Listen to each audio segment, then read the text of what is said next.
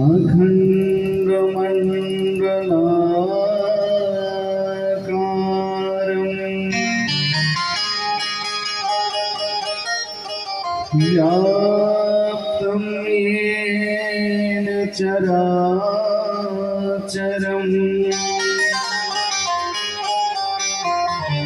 तत्पदं दर्शितं येन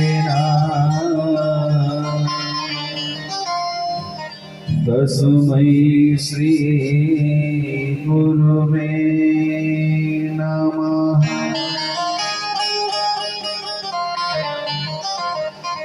गजाननं भूतगणादिसेवितं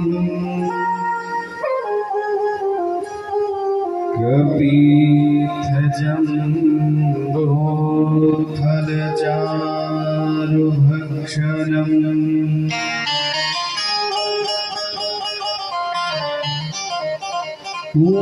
उमासुतं शोकविनाशकारिकम्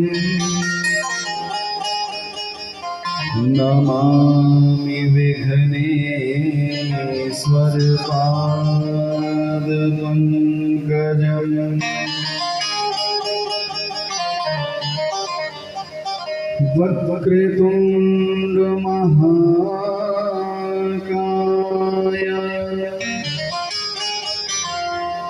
सूर्यकोटिसमप्रभा निर्विघ्नं कुरु मे देवा सर्वकार्येषु सर्वदा।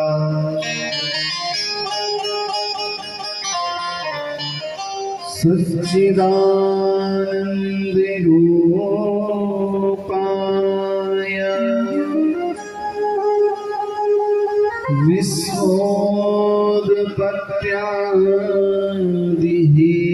विश्वोत्पत्त्यादिहेतवे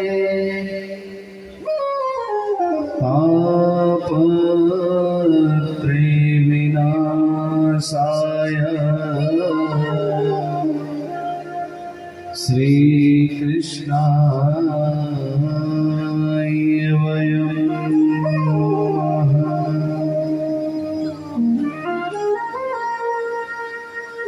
यं प्रवजन्तमनुपेतमपेतकृत्यं द्वैपायनो विरहकातर्या जुहाव पुत्रेति तन्मयतया परिवोभिरेदो त्वं सर्वभूतहृदयं मुनिमानतोऽस्मि। वंशी विभूषितकरा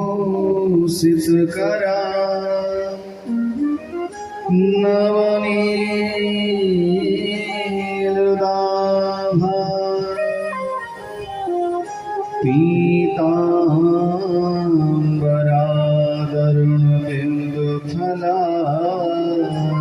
पीताम्बरादरुणबिन्दुफलाधरोष्ठा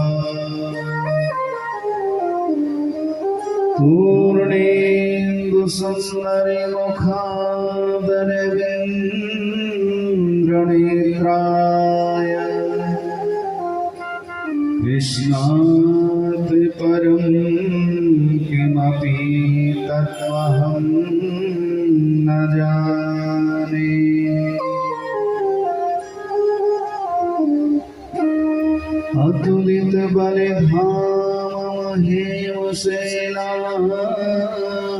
अतुलितबलिधामहेमशैलाभदेहम्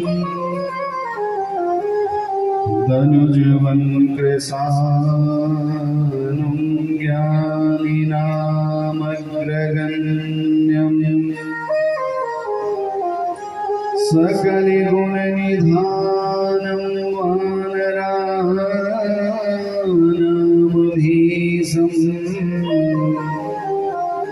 रघुपत प्रिय भक्तं वातजातं नमामि।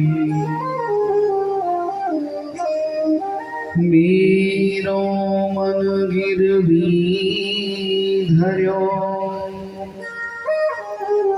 या मन मोहन के पास प्रेम व्याज इतनो बढ़ो मोहिना छोटन की आस बरसाने की राधिका श्रीरंगगाम के श्याम उनके श्री चरणों में मेरा कोटि कोटि प्रणाम। सब द्वारन को छोड़ के मैं आयो तेरे द्वार। अहो भान की लाडली निक मेरी और निहार। बोल वृंदावन बिहारी लाल की जय हो। श्री बांके बिहारी लाल की जय। श्री सुखदेव जी महाराज की जय। श्री वेद व्यास जी महाराज की जय। अनंत बलवंत श्री हनुमंत लाल की जय हो। जय जय श्री राधे। सर्वप्रथम सभी अपनी जिह्वा को पवित्र करते हुए प्रभु नाम संकीर्तन, उसके बाद प्रभु के अमृतमय कथा में अवतरित होंगे, उसमें मुगोते लगाएंगे, अपने जीवन को धन्य बनाएंगे। सभी प्रेम से तालियों की सेवा करते। सुनो हे किशोरी, सुनो श्यामा प्यारी, सुनो हे किशोरी, सुनो श्यामा प्यारी, तुमसे दया की नजर मांगता हूँ। रहो तेरे चरणों का बन के दास। रहो तेरे चरणों का बन के दास। तुमसे यही एक वर मांगता हूँ। सुनो हे किशोरी, सुनो श्यामा प्यारी, मैं तुमसे दया की नजर मांगता हूँ। मैं तुमसे दया की नजर मांगता हूँ। हरि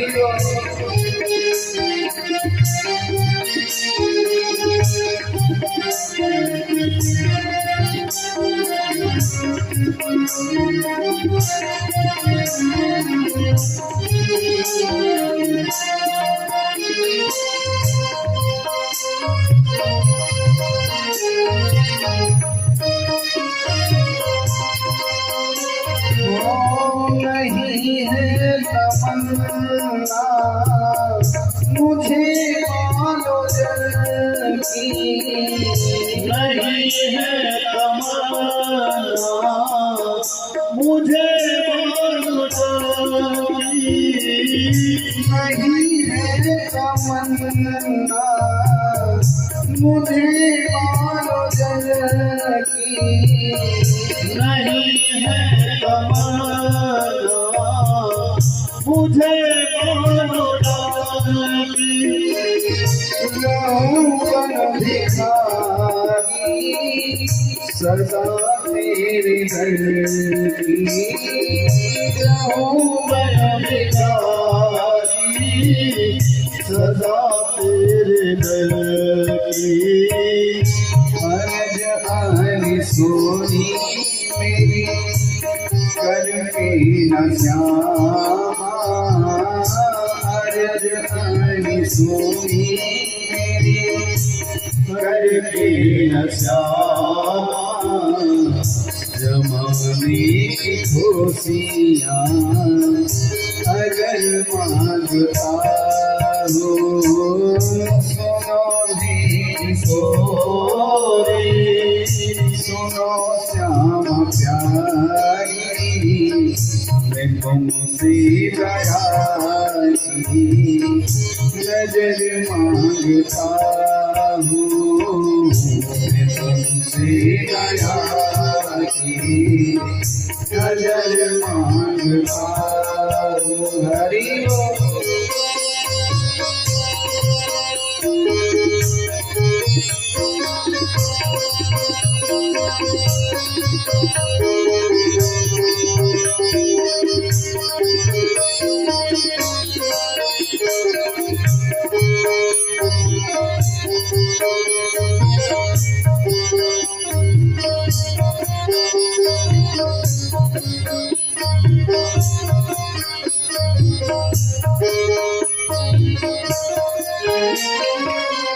तेरी चरण धोनी लगा तेरे मस्तक तेरी चरण धोनी लगा तेरे मस्तक करूं तेरी सेवा नहीं सांस जब तक करूं तेरी सेवा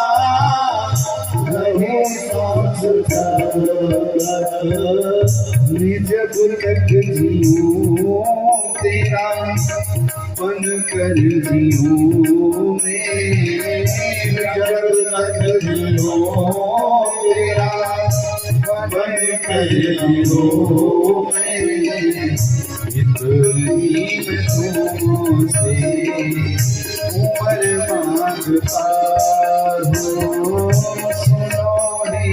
सोरी सुनो श्यामा प्यारी मैं तुमसे दया की नजर मांगता हूँ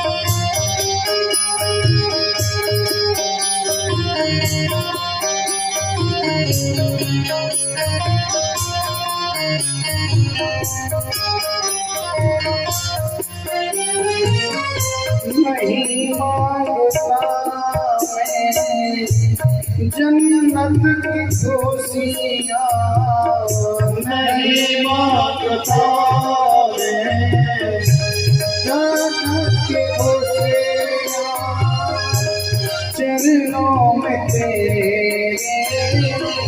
मेरी सारी दुनिया चरणों में तेरे मेरी सारी दुनिया जहाँ नाम तेरा बहती हो गंगा जाना तेरे,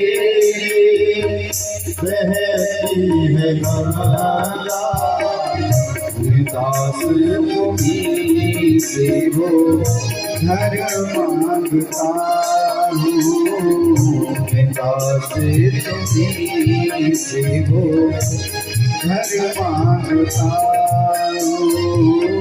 सुनो हे किशोरी सुनो श्याम प्यारी, सुनो हे किशोरी सुनो श्याम प्यारी, मैं तुमसे दया की नजर मांगता हूँ, मैं तुमसे दया की नजर मांगता हूँ। सुनो हे किशोरी सुनो श्याम प्यारी, तुमसे दया की नजर मांगता हूँ, तुमसे दया की नजर मांगता हूँ।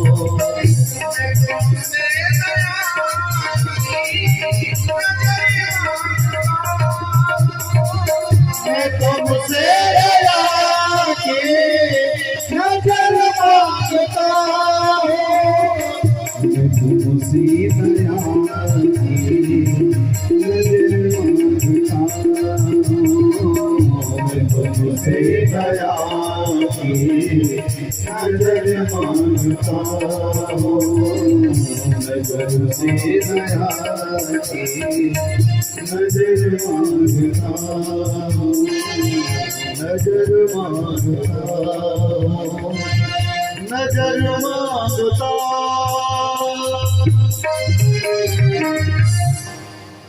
सुनो हे किशोरी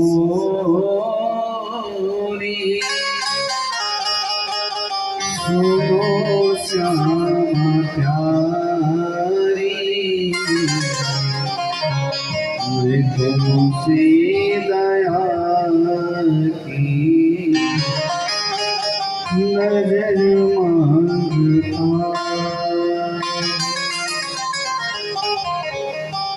वृंदावन बिहारी लाल की जय हो, श्री सुखदेव जी महाराज की जय हो, श्री वेद व्यास जी महाराज की जय हो, अनंत बलवंत श्री हनुमंत लाल की जय। जय जय श्री राधे। सर्वप्रथम पटियाला शहर के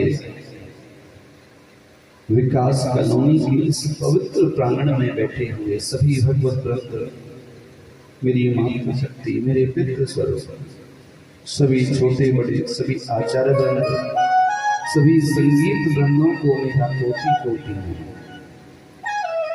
ठाकुर श्री बांके बिहारी के चरणों में नतमस्तक होते हुए कथा रसिक श्री हनुमान जी महाराज से आज्ञा लेते हुए आज सप्तम दिवस की इस पावन बेला में हम अवगाहन करें, उसमें हम गोते लगाएं, अपने जीवन को धन्य बनाएं। परम मंगल में परात्पर कलेश्वर कारण करणावरणालय भक्त वांछा कल्प तडित विनिंदित पीतांबरधारी श्री बालकृष्ण लाल की मंगमयी प्रतिमूर्ति श्रीमद् भागवत। जैसा कि आपने गत दिवस श्रवण किया, मेरी गोविंद का बड़ी सुंदर विधि से विवाह हुआ। जब राजा भीष्मक को कोई संतान नहीं थी, 5 पुत्र थे लेकिन पुत्री कोई नहीं थी। आज भगवान से विनती करी है, हे गोविंद, वो पिता धन्य हो जाता है जो अपनी पुत्री का कन्यादान करता है। वो एक यज्ञ का फल प्राप्त करता है जो अपनी पुत्री का कन्यादान करता है। आज गोविंद की कृपा हुई, स्वयं लक्ष्मी जी आज कमल के पुष्प पर राजा भीष्म को प्राप्त हुई। 5 पुत्र थे। बड़े भाई का नाम रुक्मी था। रुक्मी भगवान से शत्रुता करता था। शिशुपाल भी शत्रुता करता था भगवान से। और आज जब रुक्मिणी मैया बड़ी हुई है तो स्वयंवर के लिए कहा, बहन हम स्वयंवर तो जरूर करेंगे, लेकिन आप ऐसा करना, आप उस शिशुपाल के गले में वरमाला डालना। अनेकों राजा आएंगे, केवल और केवल आप उस शिशुपाल के गले में वरमाला डालना। बार बार जब कहा,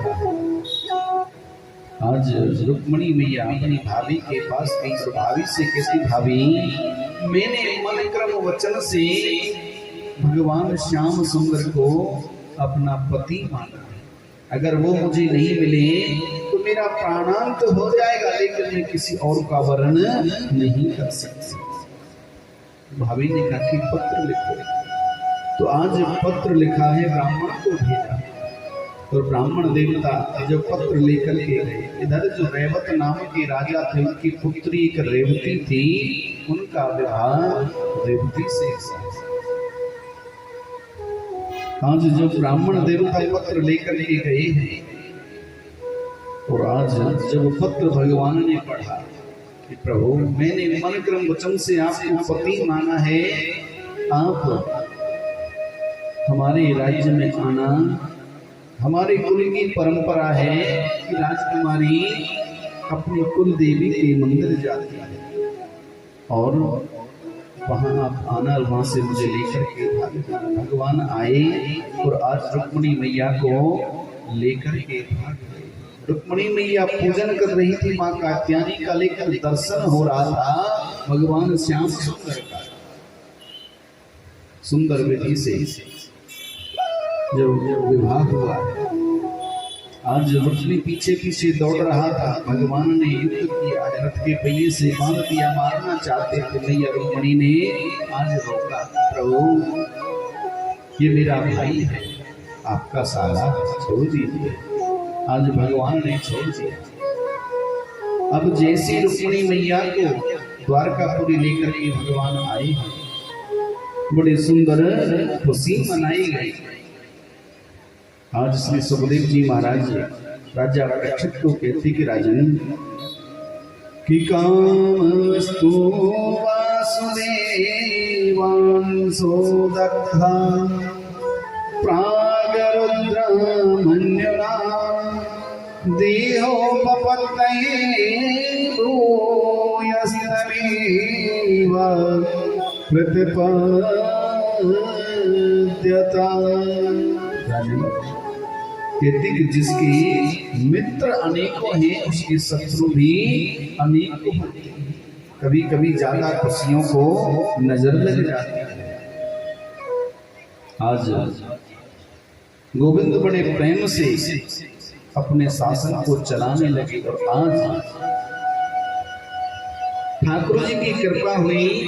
आज रुक्मिणी मैया को प्रथम पुत्र प्रत्युम्न हुआ है। एक बार जब भगवान शंकर समाधिस्थ बैठे थे, और जब समाधिस्थ बैठे थे तो कामदेव आया, भगवान शंकर की समाधि को तोड़ने लगा। तो आज भगवान शंकर का तीसरा नेत्र खुल गया। रामचरितमानस में तुलसी बाबा ने बड़ा सुंदर भाव लिखा है, जब शिवती सरया तुम्हारा, जब शिवती सरया तुम्हारा, जब शिवती सरया तुम्हारा, जब शिवती सरया निर्भत कामो भयो जनिछारा, निर्भत कामो भयो जनिछारा, निर्भत कामो भयो सारा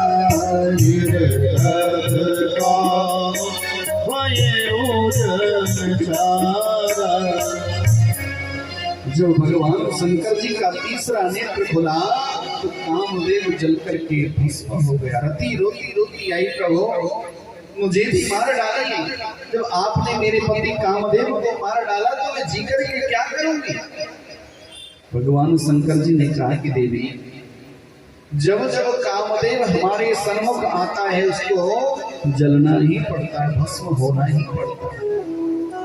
आप ऐसा करो, द्वापर युग में आप राजा सम्रासुर के यहाँ जन्म लेना, वहाँ भोजन बनाने का कार्य करना। इस पृथ्वी पर द्वापर युग में जन्म लेना, सम्रासुर के यहाँ भोजन बनाने का कार्य करना। आपका पति आपको वही मिलेगा।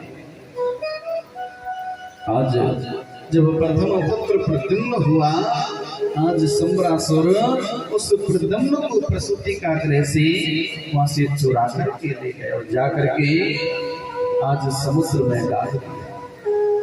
आज प्रद्युम्न जी महाराज को एक मछली ने निगल लिया, और जो मछली ने निगल लिया, आज एक मछुआरा समुद्र में मछली पकड़ने के लिए जैसे ही जाल डाला, आज तो बहुत बड़ी मछली आज उस जाल में फंस गई। जाल खींच करके देखा, बड़ा प्रसन्न हुआ, कहा कि आज ये मछली मैं राजा सम्रासुर को उपहार स्वरूप दूंगा। और आज जब उपहार स्वरूप उस मछली को देने लगे, राजा सम्रासुर ने कहा कि इसका मैं क्या करूं, रसोई में ले जाओ और इसका भोजन बनाओ। आज बड़े सुंदर भाव से जब रसोई में लेकर के गए, और जैसे मछली का पेट फाड़ा तो आज प्रद्युम्न जी महाराज का काग रहा। बोले प्रद्युम्न जी महाराज की जय।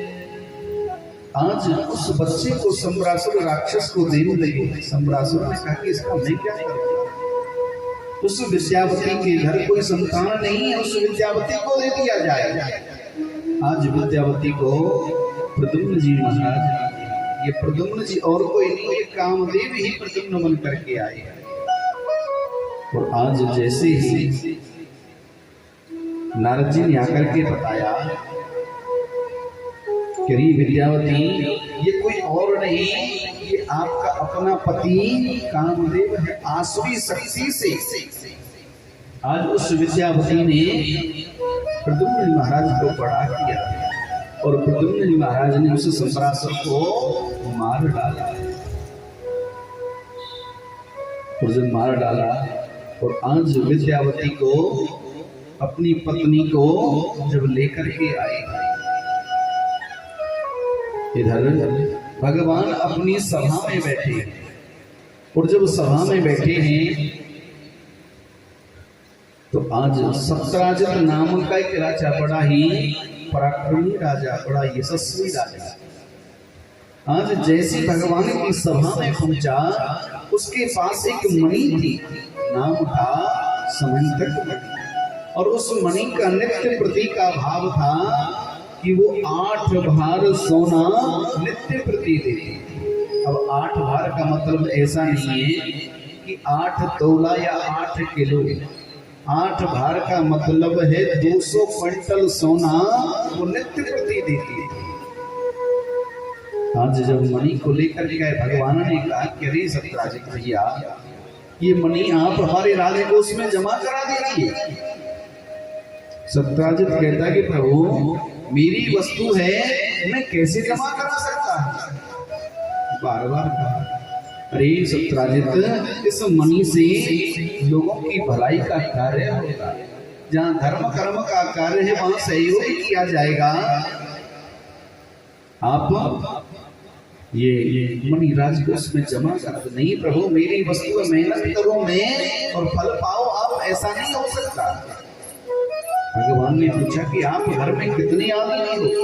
प्रभु एक मैं हूँ, एक मेरा छोटा भाई, एक मेरी पत्नी, एक मेरी पुत्री है। अरे 3.5 आदमी। अरे भले आदमी क्या करोगे तुम्हें सोने का? प्रभु मैं नहीं दे सकता। ठीक है भैया, तेरी अपनी वस्तु है। आज लेकर के जब चले गए, और जब लेकर के चले गए हैं, तो आज प्रसेन ने उस मणि को पहन लिया। तो वस्तु की कहते हैं कि बड़े भाई की वस्तु पर छोटे भाई का अधिकार होता है। आज गोकुल वस्तु पहनते, लेकिन आजकल के कलयुगी भाई, आजकल तो छोटी छोटी वस्तु पर लड़ाई झगड़ा हो जाता है। एक बार दो भाई थे, और दो भाइयों के पास बड़ा सुंदर जमीन भी थी, मकान दुकान सब था, लेकिन सारा आधा आधा बंटवारा हो गया। लेकिन दो वस्तु रह गई। एक तो उनके पास एक भैंस थी और एक कंबल था। तब सोचने लगे इनका बंटवारा कैसे है। लेकिन बड़ा भाई थोड़ा चतुर था। बड़ा भाई छोटे भाई से कहता कि ऐसा करना, इस भैंस को आप सुबह शाम खूब खिलाओ पिलाओ, लेकिन शाम को मुझे दे दिया करना। सारा दिन तुम रखो, सुबह और शाम में रखो। अब तो छोटा भाई बेचारा खिलाता पिलाता, और जब दूध काढ़ने का समय आता तो बड़ा भाई बाल्टी लेकर के आ जाता, दूध काढ़ करके ले जाता। सारा दिन मेहनत करता छोटा भाई, और दूध बड़ा भाई ले जाता। कंबल का बंटवारा, सारा दिन तुम रखना, शाम को तुम मुझे दे दिया। तो बेचारा छोटा भाई भोला था, सारा दिन कंबल को छोटा भाई रखे, और जब सर्दी का समय आए तो बड़ा भाई कंबल को ले जा। तो बड़ा दुखी हो गया। गुरुजी के पास गया, गुरुदेव मेरे ऊपर कृपा करो, मेरा भाई सारा दिन भैंस को खिलाता पिलाता मैं हूँ, लेकिन जब दूध निकालने का समय आता है तो बड़ा भाई बाल्टी लेकर के आ जाता है। सारा दिन कंबल को मैं रखता हूँ, जब सर्दी का समय आता है तो बड़ा भाई ले जाता है। अब करूँ तो करूँ क्या? गुरुजी थोड़े चतुर थे, ताकि ऐसा करना, आज भैंस को कुछ खिलाना मत, और जब खाने को कुछ मुंह नीचे की तरफ करे तो डंडा लेकर के सामने बैठेगा। अब तो ऐसा ही किया, जब भैंस को कुछ खिलाया पिलाया कि भैंस कुछ खाने को नीचे मुंह करे, तभी डंडा लेकर के उसको मार दे। अब तो भैंस भी परेशान हो गई। शाम को बड़ा भाई जब आया दूध निकालने के लिए, जैसे ही बैठा, भैंस ने ऐसी लात मारी, भाई दूर जाकर के गिरा। अब जब कंबल का बंटवारा, सारा दिन छोटा भाई रखे, उस छोटे भाई को फिर गुरुजी ने बताया ऐसा करना, उस कंबल को आप एक टंकी में डाल देना, एक बहुत बड़ी टंकी में उस कंबल को डाल देना, गीला कर देना। अब जैसे गीला कर दिया, शाम को बड़ा भाई आया, लाओ कंबल दो। कहा कि देखो वो पड़ा ले जाओ। अरे तूने गीला क्यों कर दिया? कहा कि अपने समय में जो मर्जी करो, तुम अपने समय से ले जाओ। तो ऐसे ऐसे आजकल के भाई, कलयुगी भाई। तो आज प्रसेन उस मणि को पहन करके, और आज जंगल में शिकार करने के लिए निकल गया, घोड़े पर सवार होकर के। अब जैसे घोड़े पर सवार होकर के जा रहा है जंगल में, किसी सिंह ने देखा कि कोई चमकदार वस्तु है। आज उस प्रसेन पर आक्रमण कर दिया, प्रसेन को मार डाला, प्रसेन के घोड़े को मार डाला, और वो चमकदार वस्तु मणि लेकर के जब जा रहे हैं, आगे जाकर के देखा तो जामवंत जी जा रहे थे। राजा परीक्षित कहते कि प्रभु आप ये क्या कह रहे हो? जामवंत जी तो त्रेता युग में थे, द्वापर में कहां से आए? कहा कि जब भगवान श्री राम 14 वर्ष का वनवास काट करके आए थे, और आज सभी को कुछ ना कुछ भगवान ने दिया है। लक्ष्मण जी को तो पहले ही चरण सेवा मिली हुई थी, भरत शत्रुघ्न पंखा झलने की सेवा कर रहे हैं। सबको कुछ ना कुछ सेवा भगवान ने दी है। इधर देखा तो हनुमान जी बेचारे व्याकुल बैठे, नजर हनुमान जी पर पड़ी। अरे हनुमान जी क्या बात है, आप थोड़े व्याकुल, प्रभु आपने मुझे अपने लायक नहीं समझा। अरे क्या हुआ बताओ तो सही। प्रभु आपने सबको कुछ ना कुछ सेवा दी है, लेकिन मुझे अभागी को कुछ सेवा नहीं दी, ताकि तेरे लिए कुछ बचाई नहीं। प्रभु मैं तभी तो कह रहा हूँ कि मेरे लिए कुछ ऐसा बचा नहीं। तो भगवान ने कहा कि ऐसा करना, तू केवल और केवल जब मुझे उबासी आए तो आप चुटकी बजा दिया। प्रभु ये भी कोई सेवा?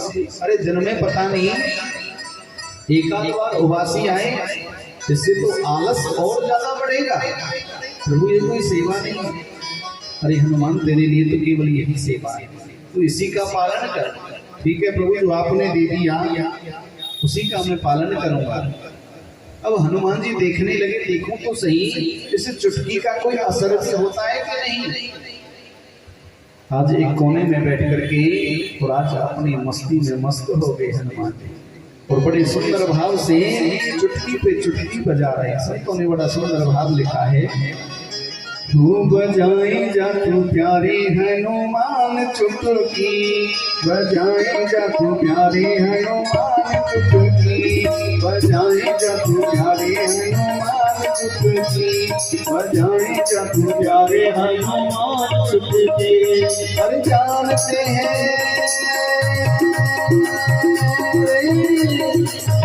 जानते हैं वो प्रभु घट घट की, बजाए जा तू प्यारे हनुमान चुटकी, बजाए जा तू प्यारे हनुमान चुटकी, बजाए जा तू प्यारे हनुमान चुटकी, बजाए जा तू प्यारे हनुमान चुटकी। जानते वो प्रभु घट घट की, जानते वो प्रभु घट घट की, बजाए जा तू प्यारे हनुमान चुटकी, बजाए जा तू प्यारे हनुमान चुटकी, बजाए जा तू प्यारे हनुमान चुटकी। हनुमान चुटकी पे चुटकी बजा रहे हैं। अब तो आज भगवान का मुख खुला रहेगा, सभी सभासद डरे। अरे भगवान को क्या हुआ? सभी दौड़ करके आए, देखा तो हनुमान जी अपनी मस्ती में मस्त चुटकी पे चुटकी बजा रहे हैं। अरे हनुमान जी जरा ठहरो, भगवान की तरफ भी देख लो। भगवान का मुंह खुला रह गया। जाकर के देखा, चलो प्रभु सेवा तो छोटी सी है पर चलो गुजारा हो जाएगा। तो हनुमान जी को आज चुटकी बजाने की सेवा। इधर जामवंत जी कहने लगे, जामवंत जी को जब देखा, अरे जामवंत जी आप कैसे व्याकुल बैठे हो? प्रभु आपने सबको कुछ ना कुछ सेवा दी, और जब आपने रावण से युद्ध किया था ना, तो रावण की सेना में मेरे बराबर का योद्धा केवल रावण ही था, लेकिन मैं रावण को मार नहीं सकता था। प्रभु मेरे बाजू में खुजली हो रही है, मेरा दिल करता है कि दो हाथ मैं आपसे ही करूं, देखूं तो सही मेरे स्वामी में कितना बल है। भगवान श्री राम ने कहा, अरे जामवंत जी इस युग में हम आपकी सेवा नहीं कर सकते, क्योंकि हम मर्यादा पुरुषोत्तम हैं। हम मर्यादा पुरुषोत्तम है, इस युग में हम आपकी सेवा नहीं कर सकते। बार बार जब कहा है, मैं द्वापर में कृष्ण बनकर के आऊंगा, तब जाकर के आपकी इच्छा अवश्य पूरी होगी।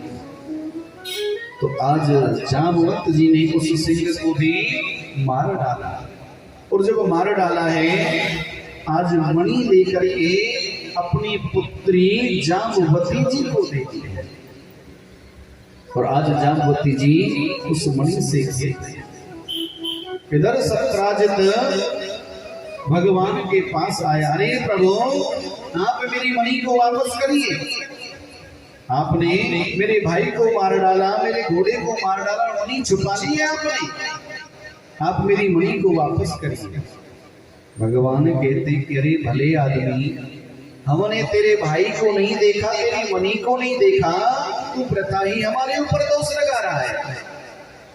नहीं नहीं प्रभु, कल आप कह रहे थे इस मणि को मेरे राजकोष में जमा करा दो।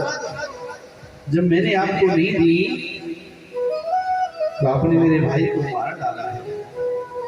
प्रभु मेरी मणि वापस करिए। बार बार जब आज गुरुदेव के पास गए, गुरुदेव ये सत्राजित मेरे ऊपर वृथा ही दोष लगा रहा है। मैंने इस मणि को देखा तक नहीं और ये बार बार मुझे दोष लगा रहा है। प्रभु मुझे ये कलंक लगा तो लगा क्यों?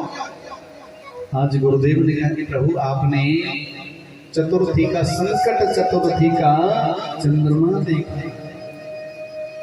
इसी कारण आपको ये दोष लगा है। कहते कि संकट चतुर्थी का चंद्रमा नहीं देखना चाहिए। अगर कारणवश देखा भी जाता है तो भागवत जी के 10वें स्कंद का पाठ करना चाहिए, उससे दोष दूर हो जाता है। प्रभु अब मैं करूं तो करूं क्या? तभी कहते हैं ना कि जल से पतला कौन है और कौन भूमि से भारी,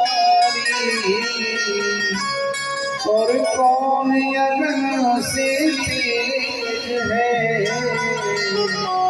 तो कौन काजल से काली। जल से पतला ज्ञान है और पाप भूमि से भारी, और क्रोध अगन से तेज है, तो कलंक का जल से काली। जल से पतला क्या है? यहाँ वो हर किसी में वितरित किया जा सकता है। जल से पतला ज्ञान है और जो पाप है वो भूमि से भी अधिक भारी है, और क्रोध अग्नि से भी ज्यादा तेज है। अग्नि तो केवल मनुष्य के अंगों को जलाती है, लेकिन ये क्रोध मनुष्य को अंदर ही अंदर खोखला कर देता है। और कलंक काजल से, जो कलंक है वो काजल से भी ज्यादा काला होता। काजल धुल सकता, लेकिन कलंक अगर जीवन में लग गया तो कभी नहीं धुल सकता। प्रभु मुझे इस कलंक को धोना चाहिए। आज अपने सभासदों को साथ लेकर के और आज उस मणि की खोज में निकल पड़े। अब जैसे रास्ते से जा रहे हैं देखा कि प्रसेन मरा पड़ा है, प्रसेन का घोड़ा मरा पड़ा है, और प्रसेन के घोड़ा जब मरा पड़ा है, लेकिन अब पता कैसे लगे? वहां तो मणि नहीं थी, लेकिन चरण चिन्ह दिखाई दिए किसी सिंह के। अब तो उन चरणों का पीछा करते करते जब आगे बढ़े तो फिर चरण चिन्ह दिखाई पड़े किसके? सिंह भी मरा पड़ा है। अब सिंह के पास देखा, लेकिन चरण चिन्ह दिखाई दिए जाम्बवंत जी के। अब तुम चरणों का पीछा करते करते अब वो चरण जा रहे थे गुफा के अंदर। सभी सभासदों को बाहर रोका कि आप मेरी प्रतीक्षा करना, मैं अंदर देख करके आता। अब जैसे अंदर गए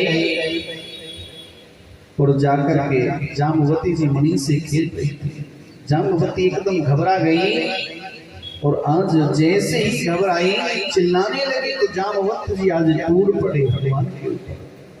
भगवान के ऊपर जब टूट पड़े हैं, इतना भयंकर युद्ध छिड़ गया। अब तो युद्ध करते करते जाम्बवंत जी की नस नस ढीली हो गई। अब तो जाम्बवंत जी कहने लगे बस बस बस प्रभु, मैं पहचान गया आप ही मेरे प्रभु श्री राम हो, क्योंकि आपके सिवा मुझे कोई दुनिया में हरा नहीं सकता था। प्रभु मैं आपके उसी रूप का दर्शन करना चाहता हूँ जो मैंने राम अवतार में किया। तो आज भगवान ने अपने उसी रूप का दर्शन कराया। आज जाम्बवंत जी को गिलानी हुई प्रभु, मैंने आपसे युद्ध किया, मैंने आपसे युद्ध किया है प्रभु, मेरे ऊपर कृपा करिए। आज जब बार बार कहा मैं इसका प्रायश्चित करना चाहता हूँ, और प्रायश्चित क्या है? प्रभु ये लीजिए मणि और ये मेरी पुत्री है जाम्बवती, इसका आप वर्ण कर दीजिए। तो आज हाथ पर मणि रख करके संकल्प कर दिया। तो दूसरा विवाह किसके साथ हुआ है? जाम्बवती जी के साथ। और जब मणि लेकर के वापस आए हैं और आज सत्राजित से कहा कि अरे भैया सत्राजित, ये लो अपनी मणि, इस मणि ने तो हमें कलंकित कर दिया है। आज सत्राजित को भी गिलानी हुई। और जब सत्राजित को गिलानी हुई, प्रभु मैं भी इसका प्रायश्चित करना चाहता। आज बेटी का हाथ भगवान के हाथ में दिया और संकल्प कर दिया। तो तीसरा विवाह किसके साथ हुआ है? सत्यभामा के साथ। भगवान के 3 विवाह हो गए। इधर आज भगवान अपने राजकाज को बड़े सुंदर भाव से जब चला रहे हैं, तो आज अर्जुन और भगवान श्री कृष्ण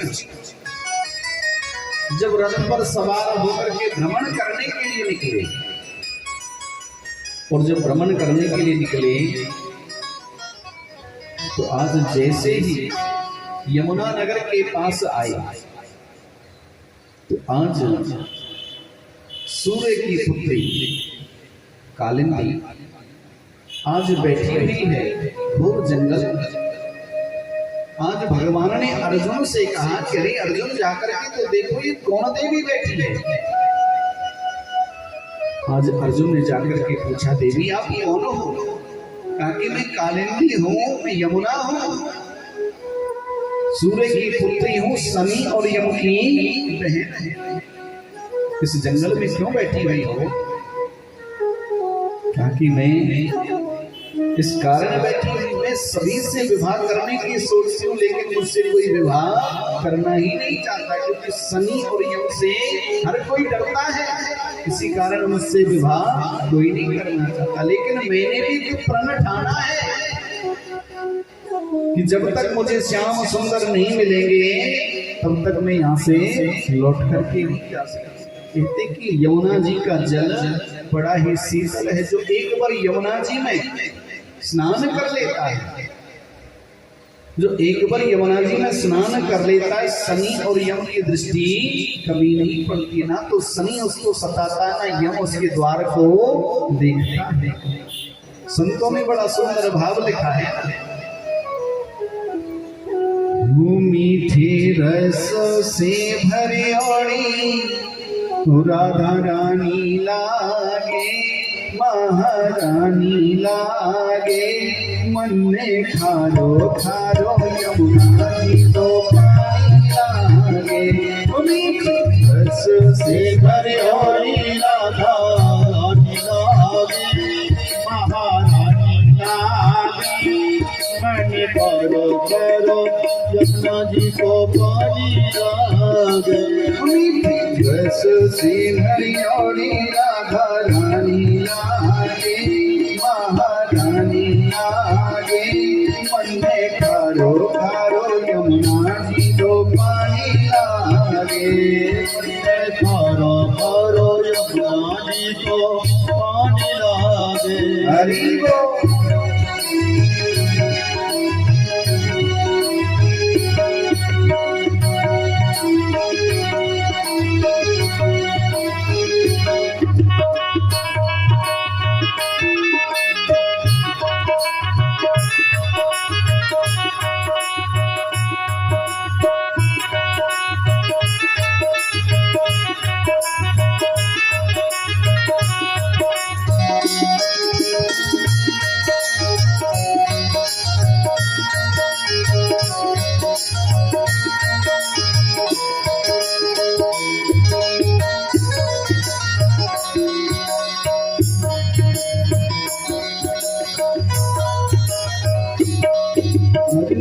भावे मन माखन मिश्री अब ना कोई मिठाई, ना भावे मन माखन मिश्री अब ना कोई मिठाई।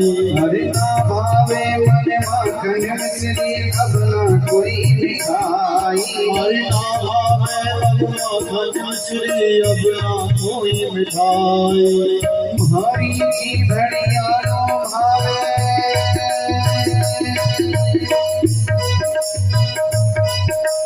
हरि की घड़िया नो भावे राधा नाम मलाई हरि की घड़िया नो भावे राधा नाम मलाई दस भान की ललिता गुड़ धानी लागे मन्ने खारो खारो यमुना जी दो पानी लागे मीठे रस से भरी राधा रानी लागे महारानी लागे मन करो करो यमुना जी रो पानी लागे मीठे रस से भरी राधा रानी लागे महारानी लागे मन्ने खारो खारो यमुना जी दो पानी लागे करो करो यमुना जी को पानी लागे हरि बोल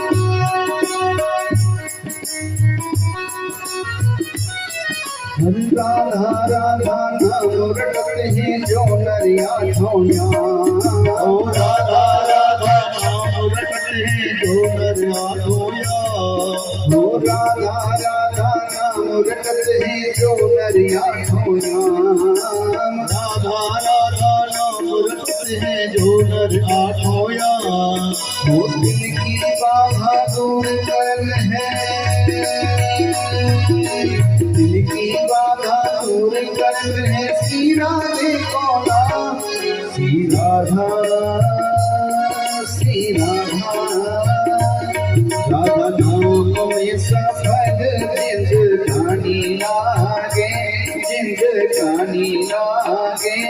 मन्ने खारो खारो यमुना जी दो पानी लागे मीठे रस से भरी राधा रानी लागे महारानी लागे मन्ने खारो खारो यमुना जी को पानी लागे मीठे रस से भरी राधा रानी लागे महारानी लागे मन्ने खारो खारो यमुना जी दो पानी लागे खारो खारो यमुना जी को पानी लागे मन खारो खारो यमुना जी को पानी लागे वृंदावन हरिलाल की जय हो। आज जब अर्जुन ने कहा कि आपको जब तक श्याम सुंदर नहीं मिलेंगे आप लौट करके नहीं जा सकते। हाँ अर्जुन, जब तक वो गोविंद वो सांवरा मुझे नहीं मिलेगा तब तक मैं लौट करके नहीं जा सकता। कहा कि भगवान श्याम सुंदर तो मेरे रथ में बैठे। तो आज चौथा विवाह भगवान का कालिंदी यमुना के साथ हुआ और पांचवा विवाह किसके साथ हुआ है? पांचवा विवाह मित्र वृंदा के साथ हुआ है। विंद अरविंद नाम के दो राजा थे, दो भाई थे। उनकी एक परम लाडली बहन थी मित्र वृंदा। तो आज पांचवा विवाह मित्र वृंदा के साथ हुआ और छठा विवाह नग्नजति के साथ हुआ है। और 7वां विवाह भद्रा के साथ हुआ और 8वां लक्ष्मणा के साथ। तो भगवान के कितने विवाह हो गए? 8 विवाह हो गए। जब भगवान के 8 विवाह हो गए तो आज भगवान बड़े सुंदर भाव से अपने शासन को चला रहे हैं। और जब शासन को चला रहे हैं, कहते हैं कि सभी रानियों को क्रोध आ जाता था, लेकिन रुक्मिणी मैया को कभी क्रोध नहीं आया। वैसे क्रोध कभी किसी को नहीं करना चाहिए। अगर किसी को क्रोध भी आ जाए, एक बार एक घर में एक बहू थी और सास उससे बहुत ज्यादा परेशान हो गई। तो सास कहती मेरी बहू को बार बार क्रोध आता है। तो संत महाराज वहां से जब आए, महाराज घर में सब कुछ है लेकिन एक चीज की कमी, घर में सुख शांति नहीं है। घर में बड़ा क्रोध रहता है, कलेश रहता है। तो संत महाराज ने कहा कि भैया इस क्रोध की दवाई तो मेरे पास है। तो आज उस थैले से दवाई निकाली और आज उस बहू से कहा कि बेटी तुम्हें क्रोध क्यों आता है? बहू कहती महाराज मैं क्या करूं, अपने आप को बहुत ज्यादा मैं कंट्रोल करती हूँ लेकिन कंट्रोल हो नहीं पाता है। मुझे बात बात पर क्रोध आता है, गुस्सा। आप इस क्रोध को कम करना चाहोगे? महाराज बड़ी ज्यादा दुखी। तो महात्मा ने अपने थैले से जब शीशी निकाली और कहा कि बेटी जब आपको क्रोध आए, इसकी 2 बूंदें आप अपनी जुबान पर डाल दें और 20 मिनट तक जबान को, मुंह को बंद रखना, नहीं तो दवाई का असर होगा नहीं। कहा कि ठीक है महाराज। तो जब भी उसको क्रोध आता वो अपनी जुबान पर 2 बूंदें डाल देते और मुंह बंद रखती। अब तो धीरे धीरे जब क्रोध आता है तो मनुष्य चुप रहता है तो कलेश तो अपने आप शांत हो ही जाता है। अब तो 15-20 दिन, महीने बाद महात्मा जी फिर आए। अब तो सासू जी चरणों में गिर पड़े। महाराज आपने तो ऐसी दवाई दी है, मेरी बहू का तो क्रोध बिल्कुल शांत हो गया। महाराज आपकी तो बड़ी चमत्कारी दवाई है। कहा भैया मैं आज आपको सत्य बताता, मैंने आपको कोई दवाई नहीं दी थी, उसमें तो केवल गंगा जल था। क्रोध की दवाई क्या है? चुप होना। जब आपको कभी क्रोध आए तो अपने मुंह को बंद कर लीजिए, दूसरे वाला तो अपने आप क्रोध को शांत करके चुप हो जाए।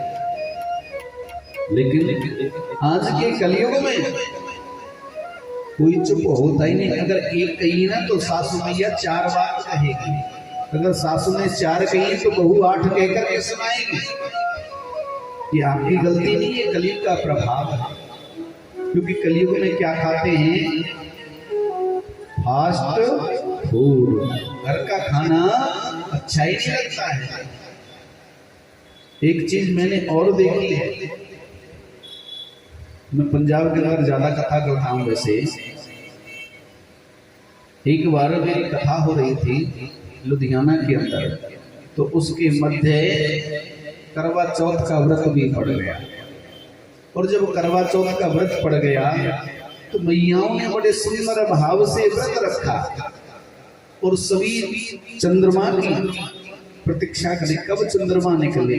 अब जैसे ही चंद्रमा निकला सभी ने अपना अर्घ दिया और गाड़ी स्टार्ट करके सभी रेस्टोरेंट की तरफ गए। अरे महाराज जी, मैंने पूछा भैया क्या घर का खाना? अरे महाराज जी सुबह से भूखे हैं, आज रेस्टोरेंट में खा लेंगे तो क्या हो जाएगा। तो आजकल मैयाओं को भी घर का खाना स्वादिष्ट नहीं लगता है। यही क्रोध का कारण है। तो बाहर को त्यागिए, अपने घर का शुद्ध सात्विक भोजन करोगे तो वो जीवन में और शरीर में कभी विकार उत्पन्न नहीं करेगा। आज धीरे धीरे जब समय व्यतीत हुआ, तो आज भगवान श्याम सुंदर अपने कक्ष में बैठे और जब कक्ष में बैठे इधर भौमासुर नाम का एक राक्षस भूमि से उत्पन्न हुआ और उसने हर राज्य में जाता, उसका कर्म था हर राज्य में जाकर के वो हर राजकुमारी का हरण करके ले आता और अपने कारागृह में उनको डाल देता। सोचने लगा कि जब ये 20,000 हो जाएंगे तो एक ही मुहूर्त में मैं इनसे विवाह कर लूंगा। अब तो धीरे धीरे करके 16,100 राजकुमारियों को बंदी गृह में मुक्त कर लिया। आज सभी राजकुमारियां उस गोविंद को पुकार रही कि हे गोपाल, अब आप ही हमारे रक्षक हो, हमें हमारे ऊपर कृपा करो, हमें इस कारागृह से मुक्त कराइए। लेकिन भगवान भौमासुर को मार नहीं सकते थे जब तक लक्ष्मी जी नहीं कही, क्योंकि लक्ष्मी जी का भाई है। लक्ष्मी जी कहां से उत्पन्न हुई है? समुद्र से, और ये भौमासुर भूमि से उत्पन्न हुआ है। तो दोनों भाई बहन का रिश्ता है।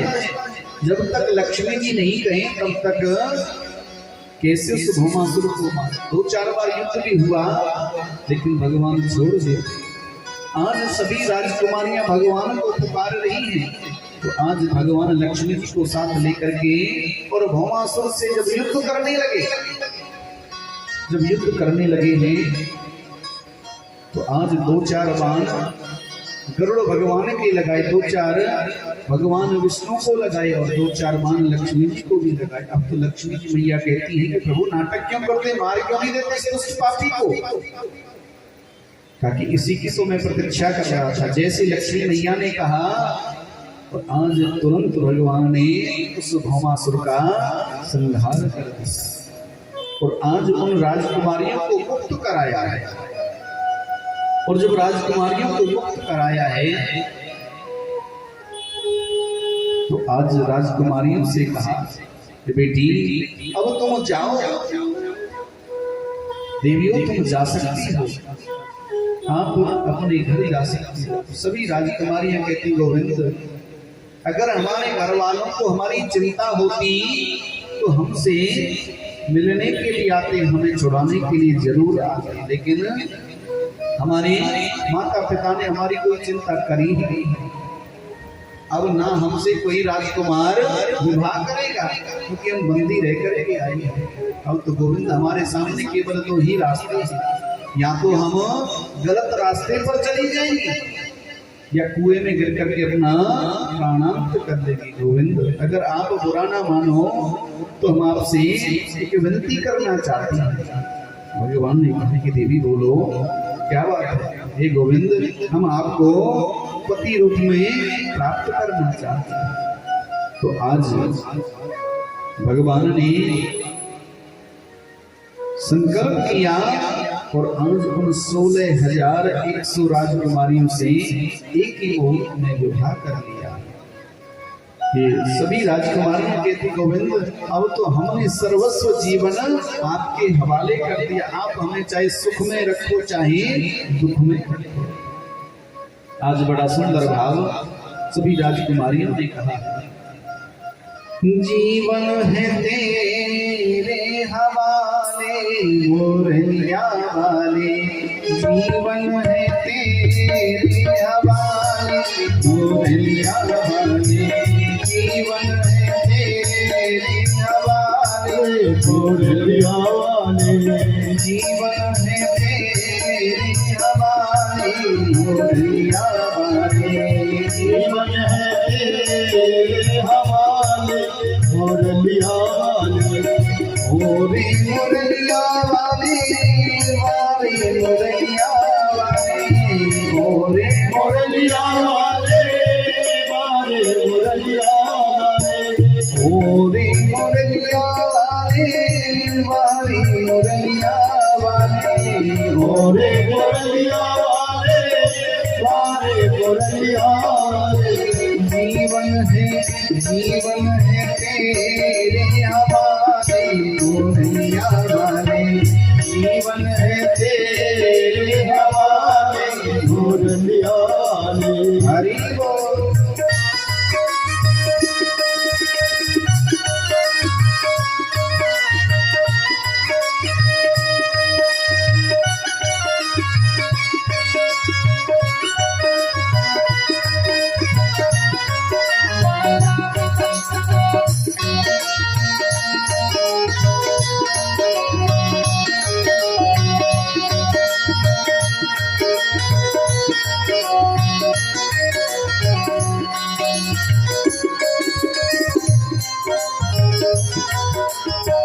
हम तो कठपुतली तेरे हाथों की, हम कठपुतली तेरे हाथों की, हम कठपुतली तेरे हाथों की, हम कठपुतली तेरे हाथों की, तेरे हाथों की, तेरे हाथों की, हर तेरे हाथों की, हर तेरे हाथों की, हम कठपुतली तेरे हाथों की, हम कठपुतली तेरे हाथों की, चाहे तुझे से न चाहे मुरलिया वाले, चाहे तुझे से न चाहे मुरलिया वाले,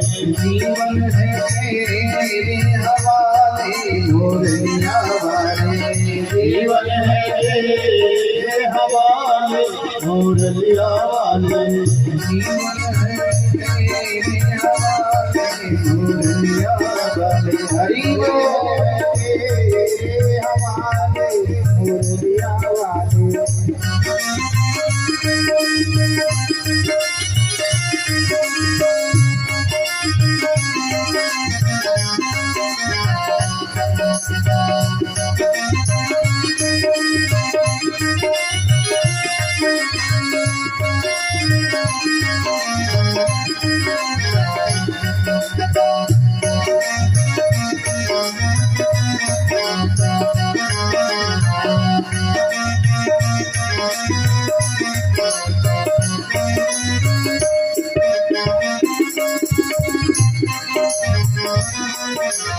मेरे अपने हुए बेगाने, मेरे अपने हुए बेगाने, मेरे अपने हुए बेगाने, मेरे अपने हुए बेगाने, हुए बेगाने, हुए बेगाने, हुए मेरे अपने हुए बेगाने, मेरे अपने हुए बेगाने, अब तू ही अपना नहीं दुनिया वाले, अब तो ही अपना दे मुरलिया वाले, जीवन है तेरे हवाले मुरलिया वाले, जीवन है तेरे हवाले मुरलिया वाले, हरि बोल।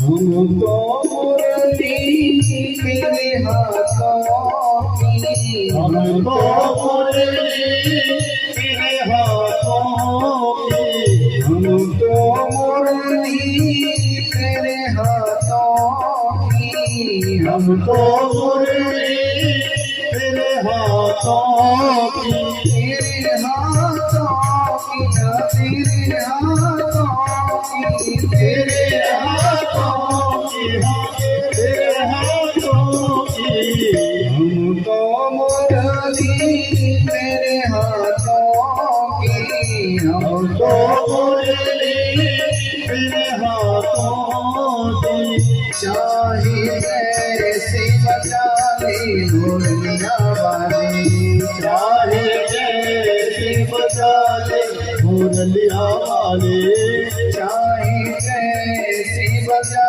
ले मुरलिया वाले, चाहे जैसे बजा ले मुरलिया वाले, जीवन है तेरे हवाले मुरलिया मुरलिया वाले जीवन है तेरे हवाले मुरलिया वाले जीवन है तेरे हवाले मुरलिया वाले जीवन है तेरे हवाले मुरलिया वाले हरि बोल।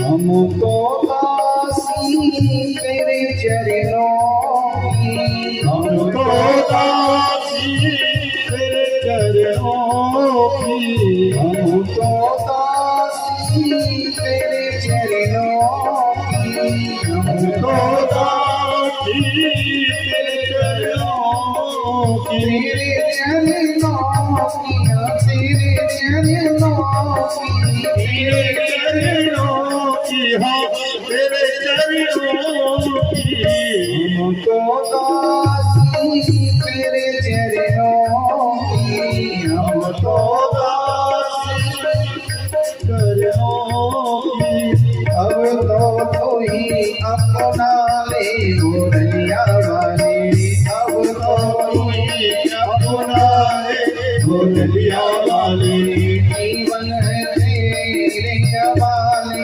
मुरलिया वाले जीवन है तेरे हवाले मुरलिया वाले जीवन है तेरे हवाले मुरलिया वाले जीवन है तेरे हवाले मुरलिया वाले जीवन है तेरे हवाले मुरलिया वाले जीवन है तेरे हवाले मुरलिया वाले जीवन है तेरे हवाले मुरलिया वाले जीवन है तेरे हवाले मुरलिया वाले जीवन है तेरे हवाले मुरलिया वाले जीवन है तेरे हवाले मुरलिया वाले जीवन है तेरे हवाले मुरलिया वाले जीवन है तेरे हवाले मुरलिया वाले जीवन है तेरे हवाले मुरलिया वाले जीवन है तेरे हवाले मुरलिया